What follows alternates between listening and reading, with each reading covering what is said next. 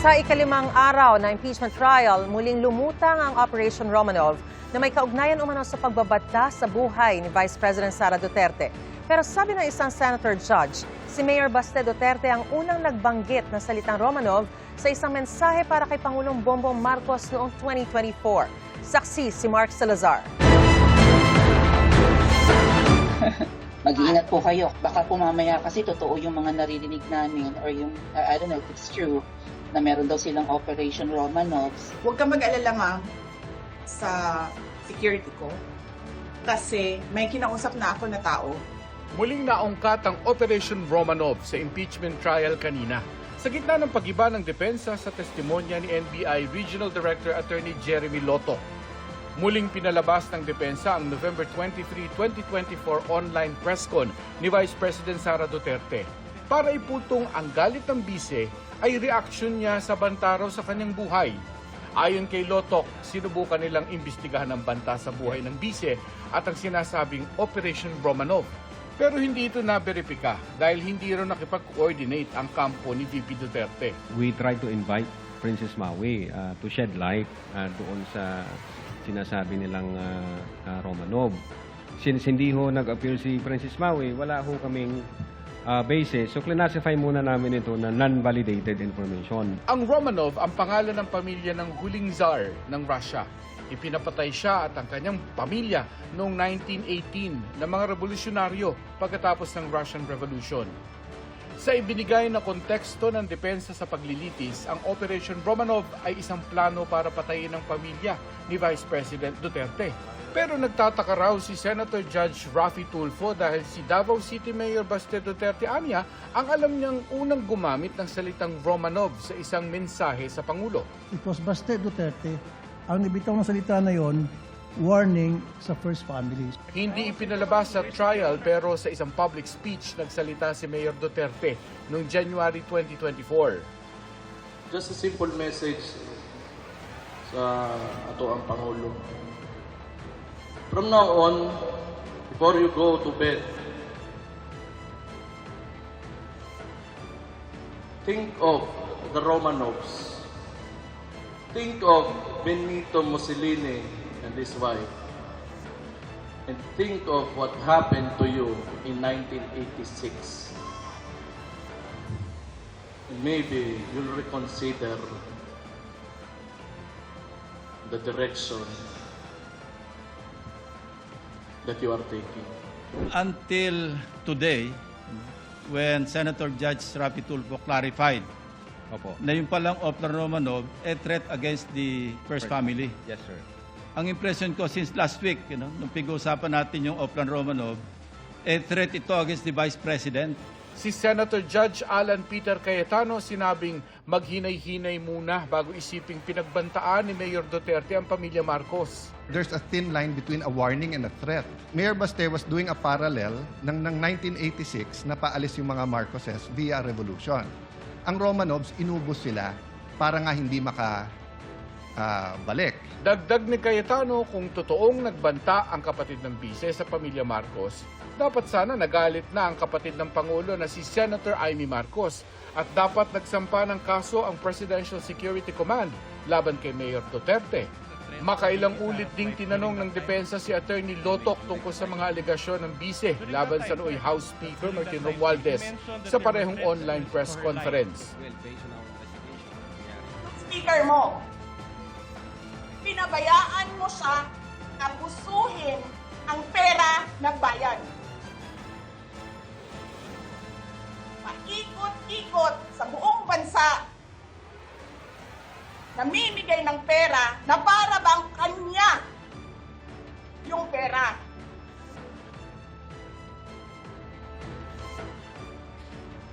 Eh di ba nga, lagi niyo sinasabi separation of powers? Anong trabaho ng legislative branch? Gumawa ng batas. Anong ginagawa ni Martin Romualdez? Nagdidirect ng DSWD? Namimigay ng ayuda? Do you know for sure if this statement by the Vice President or any part thereof happened in real life? Based on our investigation, yes. You're admitting that Martin Romualdez goes around the country to distribute money? I have to object now, Your Honor. Compound question. Your Honor, my question is the statements or any part thereof. Objection is sustained. The witness is incompetent to testify as to the truth of the matter stated by the Vice President. Itinanggi na noon ni Romualdez sa mga paratang, pero punto ng depensa sa pagpapalabas ng video kung walang personal knowledge si Atty. Lotoc tungkol sa ibang mga sinabi ng bise sa online press conference. Wala rin ba siyang personal knowledge na kumontrata nga ng assassin si Duterte para patayin ang Pangulo? If you have personal knowledge, based on this, that the Vice President really contracted an assassin. Ask an answer. Or, a person. We do believe that the Vice President had contracted, but I don't have personal knowledge. Kung personal knowledge ang gusto niyong malaman. Pero we do believe based on the evidence that we've gathered and based on our investigation. Ang prosekusyon nagkaroon muli ng pagkakataong makapagtanong para lalong makapagpaliwanag ang testigo nilang si Lotoc sa tinatawag na redirect. Isang tinalakay ang tanong ng depensa tungkol sa mga pagkakamali sa ilang dokumento ng NBI gaya ng mga petsa. Sa muling pagtatanong ng prosekusyon, iginiit ni Lotoc na walang epekto ang mga sinasabing pagkakamali sa nakita sa video ng umano'y pagbabanta ng bise. They don't have any effect at all. Those typographical errors does not alter the fact that the video exists. It does not alter the fact that the Vice President uttered those statements. And it does not alter the fact that the findings of the NBI is that the Vice President committed the crime of grave threats and inciting to sedition. Okay, Your now. Honor. Ipinunto rin na hindi umano binawi ng bise ang kanyang banta gaya ng makikita sa isa pang video na nakunan 3 araw matapos ang online press conference noong 2024. Pinalabas ang bahagi ng video sa impeachment court. I was asked during a press briefing by a media person if I know of these plans, if you can say the word, if that is the correct word to use here, plans.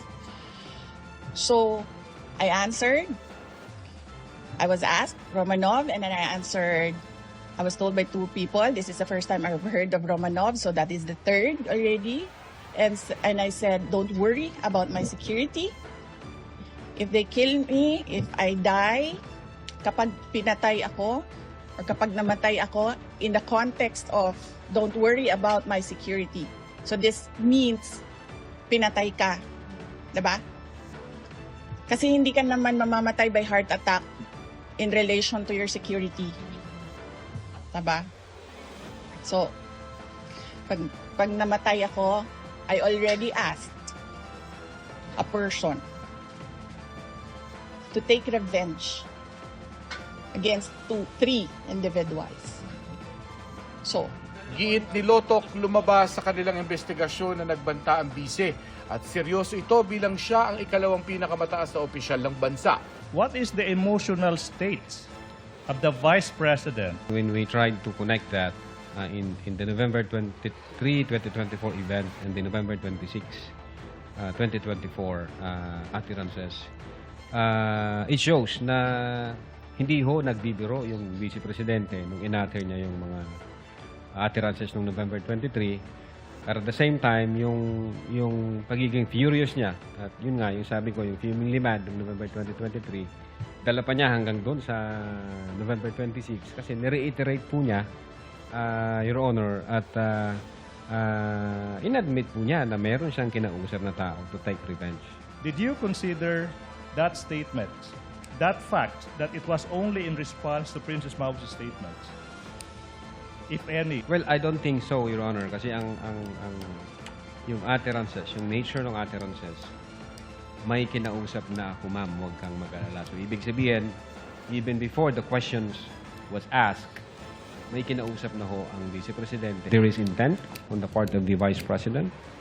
The Vice President is determined insofar as that statement is concerned. At the same time, the utterances were not product of a temporary fit of anger or spur of the moment.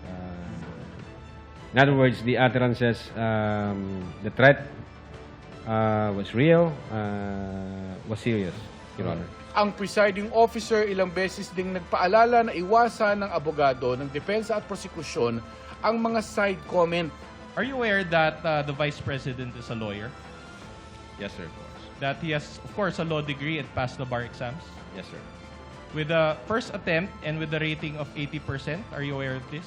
I heard it in the news, sir. Oh, she has a higher grade than most of the lawyers here. But are you aware that she also worked as a court Objection, attorney? relevance, Your Honor. Relevance. Objection, Counsel, would the relevance. respondent kindly avoid those Yes. We will comply, Your discouraging Honor. statements, given that there are a lot of lawyers here and you don't know what their grades are. Giit naman ni Senator Judge Cayetano kay Lotoc, ang umano'y banta ng bise ay nakakondisyon sa kung papatayin siya ng umano'y 3 pinagbabantaan niya na sina Pangulong Marcos, First Lady at dating House Speaker. Aniya, kung hindi naman nila balak ipapatay ang bise, bakit sila matatakot? Ang sinabi ni VP Sara, pag pinatay ako, patayin silang 3. So kung wala naman silang 3 balak na patayin siya, why would they feel threatened? We qualify that grave threats sa term namin as event-based condition na yun nga, pag nangyari yung event, magti-trigger ngayon yung threat. Now, insofar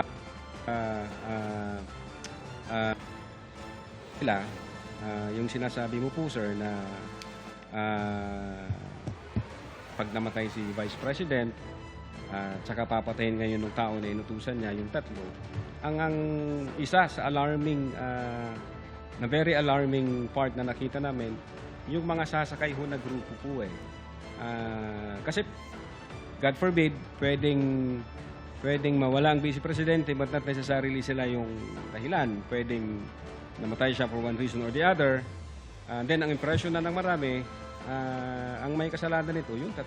Ako, si Mark Salazar, ang inyong saksi